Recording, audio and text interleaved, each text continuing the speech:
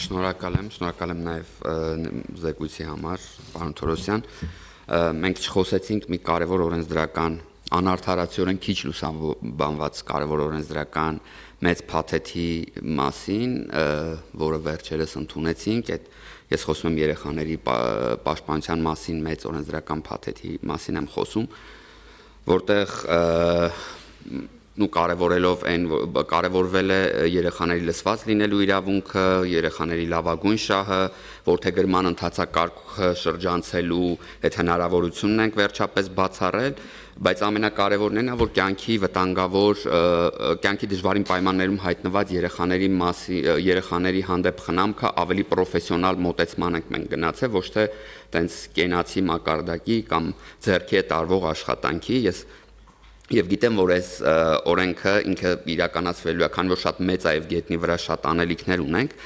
իրականացվելու է պիլոտային տարբերակով, եթե այստեղ ինչ-որ նորություններ կան կամ բան կուզենայի ներկայացնեք, որտեղ իրական շատ կարևոր ու շատ լավ նախաձեռնություն է, եւ սրա հետ կապելով նաեւ կուզենայի խոսեք նրա մասին, որ ես դրանից էլ տեղեկացված եմ, որ մենք ինչպես բոլոր քաղաքակիրթ երկրներում ծնողական խնամքից զրկված կամ հատուկ խնամքի պահանջ ունեցող երեխաների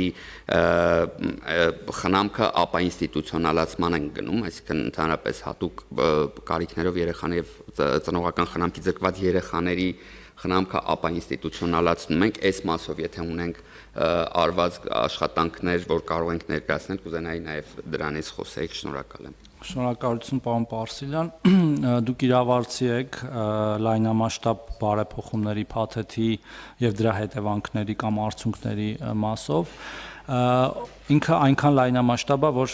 աստիճանաբար ենք ուժի մեջ դնելու, նաև աջակցելով համայնքներում կարողություններ զարգացնելով, որտեղ գիտեք, որ խնամակալության եւ հոգաբարձության մարմինները համայնքներում են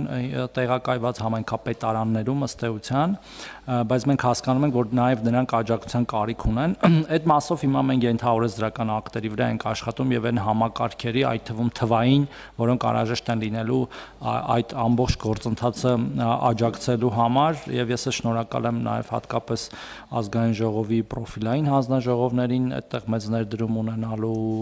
աշխատանքի եւ սոցիալական հարցերի, մարդու իրավունքների, եւ մենք իրար հետ կշարունակենք աշխատել այդ կարևոր բարեփոխումը ի վերջո կյանքի կոչելու համար, որտեվ այո,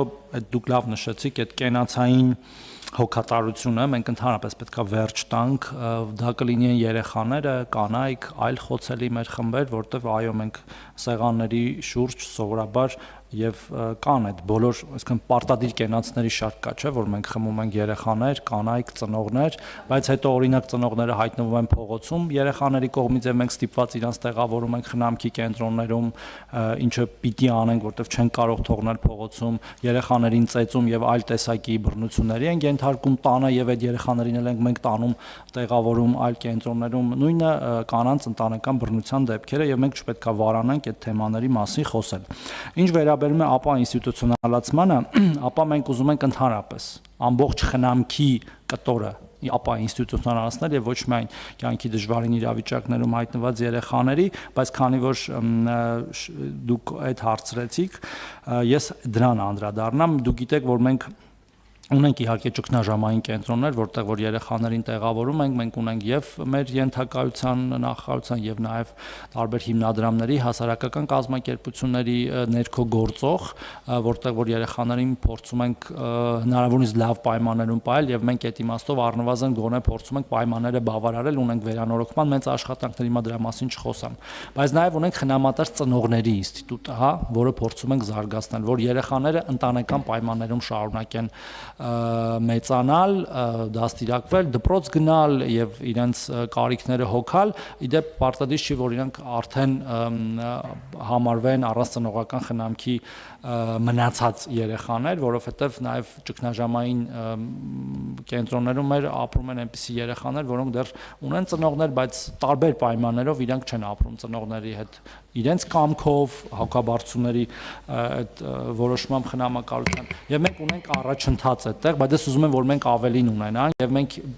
կներեք էլի պարոն Կոնջյան, այս կարեւոր է, երկու շաբաթ առաջ ենք մի կարեւոր քննարկում ունեցել, թե ինչպես խթանենք խնամատարության ինստիտուտը, որտեղ այս պայն ունենք 120 նման ընտանիք, 190 մոտ երեխաներով, որոնք ապրում են խնամատար ծնողների մոտ եւ մենք ուզում ենք, որ գանք մի օր այնպիսի վիճակի, որ երբ որ կլինի ճգնաժամային իրավիճակ, մենք չտանենք իրեն ճգնաժամային կենտրոն, այլ միանգամից լինեն այդ ծնողները, որոնք կվերցնեն այդ երեխաներին եւ կպային այնքան ինչքան պետք կլինի, մինչեւ կամ կվերամիավորում կլինի կամ այդ երեխան կմնա մեր հոգացության տակ։ Շնորհակալ։ Հավանիչ տեսանյութը եւ բաժանորդագրվիչ նորությունները բաց չթողնելու համար։